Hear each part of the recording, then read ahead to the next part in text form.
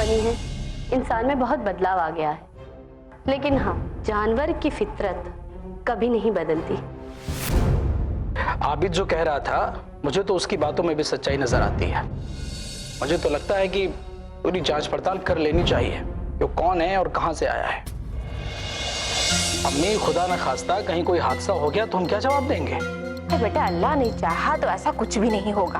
अम्मी, कोई बुरा हादसा ना हो उसके लिए ही सब मालूमात हासिल करना जरूरी है। अच्छा ठीक है, तो फोन करके मालूमात करा लेना वहाँ नैनीताल से। अम्मी, वो तो मैं करूंगा ही, लेकिन मैं अपनी तरफ से दरियाफ्त करूंगा। हाँ हाँ ठीक है, अपनी तसल्ली के लिए दरियाफ्त करा लेना। बेटा, उस दिन वो कह रहा था कि आप माने या ना माने, हम तो आपको अपनी माँ समझते हैं। बहुत अच्छा है अम्मी, आपको तो एक पाला पोसा बेटा मिल गया। अरे नहीं नहीं बेटा, ऐसी कोई बात नहीं है, हमारे कहने का ये मतलब नहीं था। बेटा, हम तो ये कह रहे थे कि लड़का बहुत ही सीधा साधा है, बहुत ही साफ सुथरी बातें करता है, लड़के में कोई चालाकी नहीं है। अम्मी, आप तो ऐसी बातें करनी है जैसे आप उसे बचपन से जानती हो। बेटा, गुलाब के चावल देखने के लिए एक दाना ही काफी होता है। अम्मी, आप भी ना, आपसे कोई जरा सी मीठी मीठी बातें कर ले, बस आप उसकी बातों में आ जाती हैं। आप उसकी तारीफों के कसीदे पढ़ने लगती। अम्मी, जमाना बहुत बदल गया है, आजकल आसानी से किसी पर यकीन नहीं करना चाहिए। मैं तो आसानी से किसी पर यकीन नहीं कर पाता हूँ। अब बेटा, तुम्हें जो समझना है तुम समझो, हमने तो अपनी राय बता दी। मैं आपके जज्बात की कदर करता हूँ, लेकिन आजकल जमाना बहुत बदल गया है। अम्मी, आजकल पता ही नहीं चलता है कि किसी के दिल में क्या है और चेहरे पे क्या है। अब बेटा, अगर जमाना बदल गया है तो क्या हम भी बदल जाएं? क्या हम असली और नकली को पहचान नहीं सकते? बेटा, हमने भी जमाना देखा है। जिंदगी एक बार मिली है, इसे चैन से गुजारो। कहाँ तुम शाकरा की लड़ाई झगड़े में पड़ी हो? नसीमा बाजी, हम कहाँ लड़ाई झगड़ा करते हैं, वो खुद हमारे साथ हर वक्त लड़ाई करना चाहती है। मैं जानती हूँ, शाकरा का तो शौक ही है लड़ाई झगड़ा करना। नसीमा बाजी, हम क्या करें? शाकरा भाभी का कहना है सिक्के के दोनों पहलू हमारे हैं। ऐसी हालत में हम उनको नहीं समझा सकते। हाँ ठीक है, एक बार पानी में पत्थर तो तैर सकता है, पर शाकरा को समझाना बहुत मुश्किल। हमने शाकरा भाभी से मुलाकात की, उनको समझाया कि लड़ाई झगड़े से क्या हासिल होगा। 4 दिन की जिंदगी है, क्यों ना हम हंस बोल कर काटें। आप हमें बुरा कहें, हम आपको बुरा कहें, ये अच्छी बात नहीं है। इससे खानदान की बदनामी होती है। इस घर की, खानदान की लोग आपकी तारीफ नहीं करेंगे तो आपको इससे क्या फायदा होगा? तुमने बिल्कुल ठीक कहा नरगिस। देखो, नन भावस का रिश्ता 2 तरीके का होता है, या तो अपनों से भी ज्यादा बढ़कर हो जाता है या गैरों से भी बदतर। हाँ नसीमा बाजी, हमने इस बारे में बात की थी, मगर शाकरा भाभी ने हमें बहुत गलत जवाब दिया। क्या कहा? कहा कि जिसकी ननद सीने पे बैठी हो बोझ की तरह, उसकी भाभी क्या रिश्ता निभा सकेगी। ये सुनकर हम खामोश हो गए। इसके आगे हम क्या बात करते? मैं तो चाहती हूँ इस मसले में तुम बड़ी अम्मी या अहमद भाई से बात करनी चाहिए। अम्मी ने आबिद भाई को बहुत समझाया, मगर अम्मी की बात आबिद भाई ने नहीं सुनी। फिर अहमद भाई ने आबिद भाई को बहुत समझाया, मगर आबिद भाई तो कोई बात सुनने को राजी ही नहीं। हमें तो कुछ समझ में नहीं आता कि हम क्या करें क्या ना करें। इसमें आबिद की सबसे बड़ी ये गलती है कि उसने शाकरा को बेइंतहा छूट दे दी। वो जो भी करे उस पर कोई रोक टोक नहीं है। रोक टोक की तो बात ही छोड़ दीजिए, वो तो उनका साथ देते हैं। ना जाने आबिद भाई को क्या लालच दे दी है, कौन से सुनहरे ख्वाब दिखा दिए हैं जो आबिद भाई की सोच समझ दोनों गुम हो गई है। आबिद भाई का कोई वजूद नहीं है, वो तो उन्हें गुलामों की तरह डांटती फटकारती रहती है। घर की मालकिन बनने का ख्वाब देखती है, चाहती है इस घर में हमारा राज चले। हाँ ठीक है, राज करना है तो करे, मगर पहले इज्जत करना तो सीख ले। लोगों की इज्जत करना तो उसे आता नहीं है। ससुराल वालों से इतनी नफरत कि उनका नाम सुनते ही लाल पीली हो जाती है, मगर ससुराल वालों की जमीन जायदाद जो बेजुबान है उससे ज्यादा मोहब्बत। अपना हक हर वक्त मांगती है, मगर अपना फर्ज नहीं जानती कि अपने ससुराल वालों के साथ कैसे रहना चाहिए, उनके ऊपर उनकी जिम्मेदारियां क्या लागू होती है। हमको तो लगता है इसके खानदान में किसी ने शादी ही नहीं की होगी। पता नहीं ससुराल वालों को क्या समझती है। हम लोग तो इसकी बारात लेकर भी नहीं गए थे। शाकरा ने खुद शादी तय की और दुल्हन बनकर घर पे आ गई। कम से कम इसको हम लोगों की इज्जत करनी चाहिए कि हम लोगों ने इसे कबूल किया। हम लोगों ने हमेशा उनकी इज्जत की, खातिर तवज्जुह की। न जाने वो हमारी कौन सी बात पे खफा है, कुछ बताती भी नहीं। बस एक ही बात कहती है, घर छोड़कर चली जाओ। ना जाने ये औरत किस मिट्टी की बनी है। इसके अंदर एहसास नाम की तो चीज ही नहीं है। आबिद, अब हमसे बर्दाश्त नहीं होता। बात हद से ज्यादा बढ़ती जा रही है। बड़े तो बड़े थे ही, अब छोटों के मुंह में भी जुबान आ गई है। जब जिसका जी चाहता है हमारे कमरे में आके हमें बेइज्जत करके चला जाता है। क्या हुआ? किसने आपकी बेइज्जती की? जब से दुनिया बनी है इंसान में बहुत बदलाव आ गया है। जो इंसान बैलगाड़ी से चलता था आज वो हवाई जहाज से घूम रहा है। लेकिन हाँ, जानवर की फितरत कभी नहीं बदलती। नरगिस हमारे कमरे में आई थी, बड़ी बड़ी तकरीरें सुना रही थी, खुद को बड़ा आलिम फाजिल बता रही थी, इंसानियत की नसीहत बयां कर रही थी। लेकिन जो वो कह रही थी ना, उसे वो खुद भी अमल नहीं करती। इंसानियत की राह बताना बहुत आसान है, लेकिन उस पर चलना उतना ही मुश्किल। ये सब किताबी बातें होती हैं, और किताबी बातें किताबों में ही अच्छी लगती हैं। हमें जिंदगी का फलसफा सुना रही थी। अरे बता रही है तो बताने दीजिए। आपको इसमें तकलीफ क्या है? हमें तकलीफ है। वो हमें ये साबित करना चाहती है कि हम इंसान नहीं हैं। हमारी सोच और फिक्र इंसानों वाली नहीं है। वो ऐसा कैसे कह सकती है? तुम्हें ऐसा लग रहा है ना कि वो ऐसा कैसे कह सकती है, लेकिन हमें तो वो ये सब सुना कर गई है। लेकिन तुम कुछ मत करना, हाथ पर हाथ धरे बैठे रहना।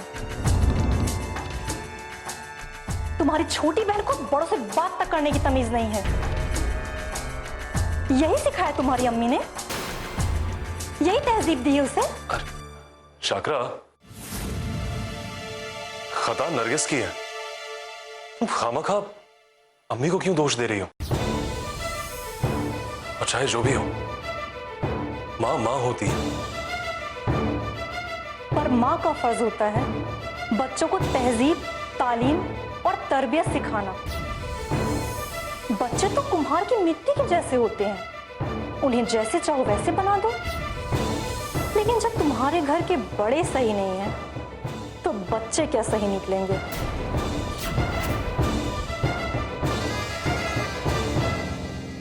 ये सब बातें करने से क्या फायदा? आप हमें भी दुख दे रही हैं और खुद भी दुख उठा रही हैं। आप उसकी बड़ी भाभी हैं। अगर वो आपसे बदतमीजी कर रही है तो आप उसको जवाब दीजिए, डांटिए, फटकारिए और वहीं सारी बातें खत्म कर दीजिए। शाकरा, आप खुद भी खुश रहिए और हमको भी खुश रहने दीजिए। हम ऐसे ही बहुत सारी उलझनों में उलझे हैं और ऊपर से आपकी ये सारी बातें हमें बहुत परेशान करती हैं।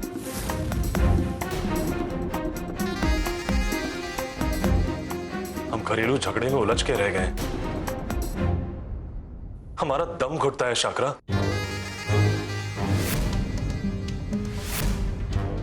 तो क्या हमारी वजह से तुम्हारा दम घुट रहा है? वो तो तुम्हारी अम्मी और बहना है जिनके झगड़े की वजह से तुम्हारी जान जा रही है और हम पागल हो रहे हैं।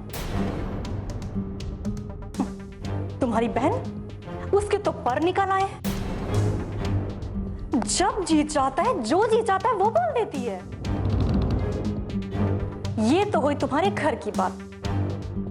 अब सुनो बाहर की बात।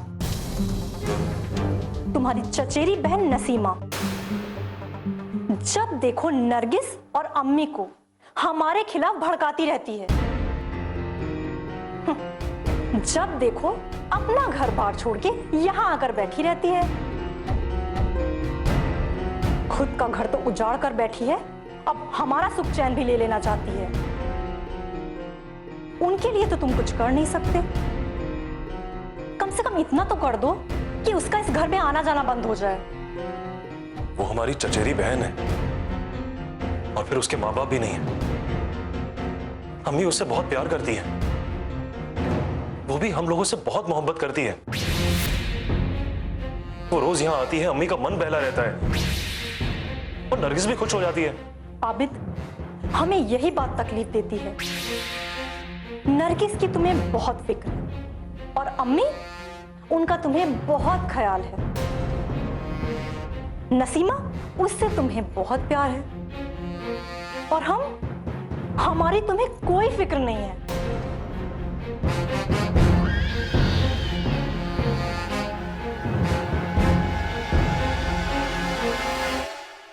और बताओ बेटा, तुम्हारी वकालत की तालीम कैसी चल रही है? जी अभी तक तो ठीक चल रही है। अभी तक से तुम्हारा क्या मतलब है? मैं तो सिर्फ आज में ही यकीन रखता हूँ, कल का कुछ पता नहीं। मैं तो सिर्फ आज के लिए ही जीता हूँ। बेटा, कल पे यकीन तो सबको रखना पड़ता है।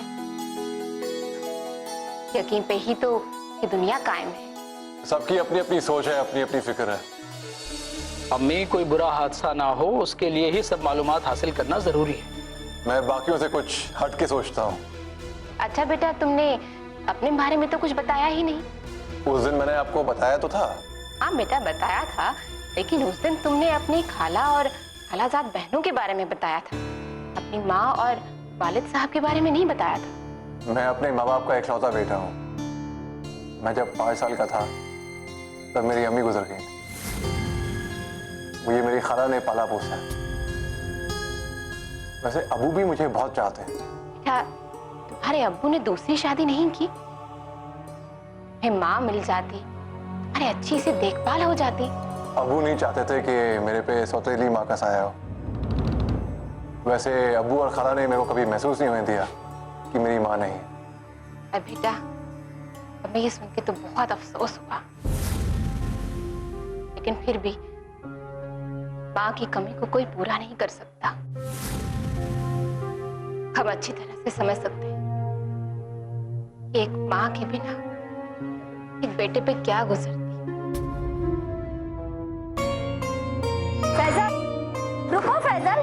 अरे फैजल, रुको रुको, यहाँ यहाँ यहाँ।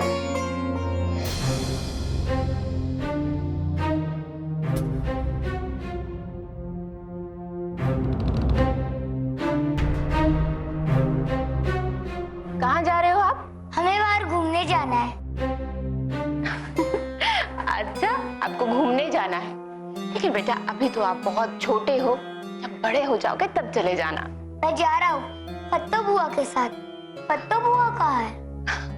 पत्तो बुआ तो बाजार गई है सब्जियां लाने के लिए। हमें साथ क्यों नहीं ले गई? अच्छा ठीक है, अभी जब पत्तो बुआ आएंगी हमसे कह देंगे कि आपको बाजार ले जाए घुमाने के लिए। ये हमारी छोटी बेटी नरगिस है। आदाब। और ये हमारा नवासा, नरगिस का बेटा, बहुत ही समझदार है। नरगिस के बारे में जितना सुना था उससे कहीं ज्यादा पढ़कर पाया है। माशाअल्लाह, बहुत ही समझदार है। पत्तो बुआ कब आएगी? पत्तो बुआ बाजार गई, जब आएगी तो ले जाएगी। अब बार बार ना पूछना। हाय हाय, क्यों डांट रही हो इसे? बच्चा है, अब पूछ रहा है तो नाराज क्यों हो रही हो? अम्मी बड़ी देर से सता रहा है। सता नहीं रहा है, खेल रहा है तुमसे। आप यहाँ आइए हमारे पास। आपका नाम क्या है? बेटा जाओ, अपना नाम बताओ, ये तुम्हारे मामू हैं। जाओ। आपका नाम क्या है? फैजल। फैजल, माशाल्लाह बहुत प्यारा नाम है। अरे नरगिस, फैसल के चक्कर में तो हम बताना ही भूल गए, ये गुलफाम है। हम तो पहले से ही समझ गए थे। आप तो मुझे पहले से ही पहचान गए। चलिए फैसल में आपको घूमने चलना है? हाँ। चलिए मैं घुमा के लाता हूँ आपको। आइए। अम्मी क्या है ये?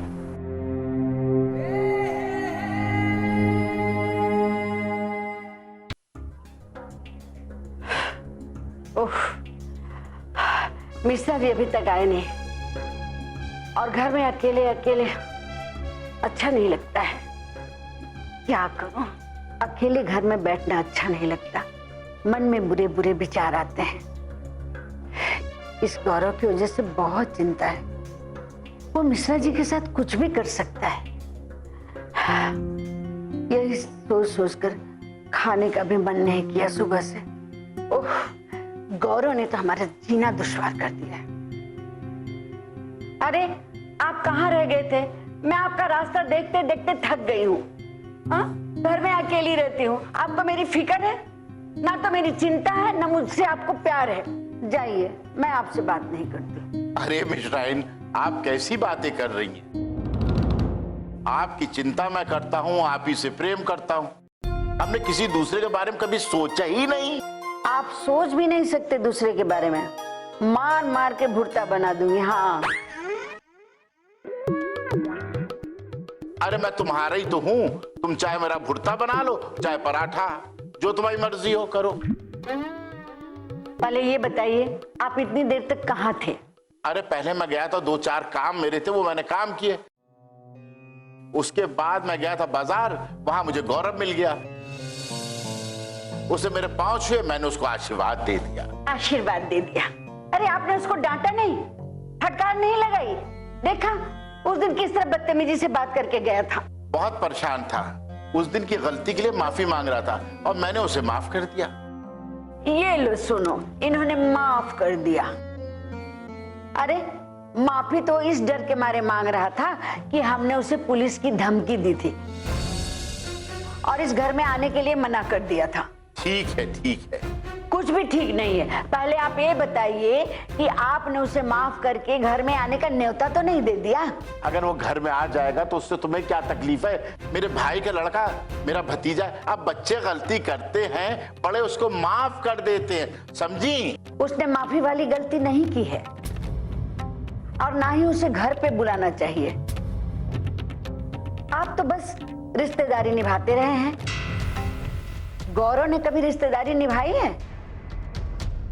उसने तो हमारी जिंदगी में दुख और चिंताएं ही भर के रख दी है। अरे मिश्राइन, तुम कुछ ज्यादा चिंता करती हो। ऐसा कुछ भी नहीं है। घर का बच्चा है, अगर वो दुखी रहेगा तो क्या मैं सुखी रह सकता हूँ? मुझे भी दुख होगा। अरे वाह, उसका तो बड़ा ख्याल है, जो आपके सर से आपकी छत भी छीनने की कोशिश कर रहा है। अरे वो तो मैं थी जिसकी वजह से बच गया, वरना वो तो कब का लूट के चला गया होता। और आप किसी मंदिर के नीचे बैठकर मजीरे बजाते रहते हैं। देखा उस दिन किस तरह से धमकी दे रहा था। हमें तो उसके इरादे बिल्कुल नहीं अच्छे लगते। कह रहा था कोर्ट कचहरी से नकली कागजात बनवा लेगा और ये भी कह गया कि आप लोग को देख लेंगे। अरे वो हमसे बाजार में कह रहा था कि चाचा जी, हमसे बहुत बड़ी गलती हो गई, मुझे माफ कर दीजिए। तो मैंने माफ कर दिया। आपको माफ करना है ना तो कर दीजिए, पर मैं तो कभी नहीं माफ करूंगी उसको। अरे अब सारी बातें छोड़ो, जाओ मेरे लिए खाना लेके आओ। थोड़ा सब्र कीजिए, आपके इंतजार में मैंने भी अभी तक कुछ खाया पिया नहीं है। अरे जब तुम गुस्सा करती हो तो बड़ी सुंदर लगती हो। तुम्हारी कटीली निगाहों ने मारा तुम्हारी कटीली निगाहों ने मारा। यही तो बस आता है मारा। चलिए टेबल पर बैठिए, मैं खाना लेके आती हूँ। जल्दी लाना जरा, भूख जोर की लगी है।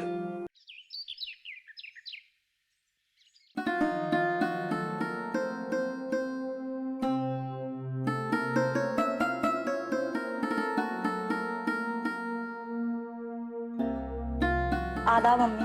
आदाब बेटा, खुश रहो। अम्मी, अब आपकी तबीयत कैसी है? बेटा तबीयत का क्या है, कभी अच्छी होती है तो कभी खराब। अब तो बस हम दिन काट रहे हैं, अच्छे से गुजर जाएं, अल्लाह से बस यही दुआ मांगते हैं। अम्मी, आप ऐसा क्यों सोचती हैं? माशाअल्लाह, आपको सभी जिम्मेदारियों से फुर्सत मिल चुकी है। हमारा कहने का ये मतलब है कि आपके सभी बच्चों की शादी हो चुकी है और सब खुशहाल हैं। अब आपको फिक्र करने की कोई जरूरत नहीं, बस आप हर वक्त खुश रहा करिए। हाँ बेटा, तुम सही कह रही हो, हम तुम्हारी बात मानते हैं, पर बेटा जो फिक्रें हैं ना, ये पीछा नहीं छोड़ती। नानी नानी, ये देखो हम क्या लेकर आए। अरे वाह, यहाँ आओ, यहाँ। अरे वाह, ये गुब्बारे तो बहुत अच्छे हैं। अरे गुलफाम बेटा, तुम इसे बस घुमा ही लाते, ये सब लाने की क्या जरूरत थी? खामखा तुमने तकलीफ की। अरे इसमें कोई तकलीफ की बात ही नहीं है, बस बच्चा है। गुलफाम बेटा, हमारी छोटी बहू प्रिंसेस शाकरा है। आदाब। आदाब। नानी अम्मी कहाँ है? बेटा अम्मी कमरे में है, लो जाओ। जी मेरा नाम गुलफाम है, मैं नैनीताल का रहने वाला हूँ। वो तो हम जानते हैं, वैसे आप नैनीताल में रहते कहाँ हैं? नैनीताल में YMCA रोड पे रहता हूँ, टैक्सी स्टैंड के पास। हम नैनीताल घूमने जा चुके हैं, ज्यादा तो नहीं लेकिन थोड़ा बहुत जानते हैं नैनीताल के बारे में। टैक्सी स्टैंड के पास बस अड्डा भी है ना? हाँ बिल्कुल बिल्कुल सही कह रही हैं आप। आप लोग का रोजगार और कारोबार क्या है? जी मेरे वालिद साहब सरकारी मुलाजिम थे, उनके रिटायरमेंट के बाद हमने 2 टैक्सी डाल दी हैं।